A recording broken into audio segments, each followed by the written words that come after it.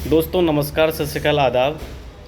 दोस्तों दिवाली का सेशन चल रहा है और दिवाली में बहुत ज़्यादा आतिशबाज़ी होती है और जो आतिशबाज़ी से निकला हुआ धुआं होता है उसके कारण जिन लोगों को श्वास संबंधी प्रॉब्लम बढ़ जाती हैं तो उसके लिए होम्योपैथिक में एक मेडिसिन आती है आर्सेनिक एल्बम।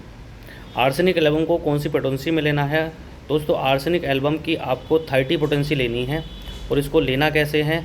2-2 3-3 बूंद आप डायरेक्ट टंग पे डाल सकते हैं। आपको श्वास संबंधी प्रॉब्लम में बहुत ही ज़्यादा आराम होगा। धन्यवाद।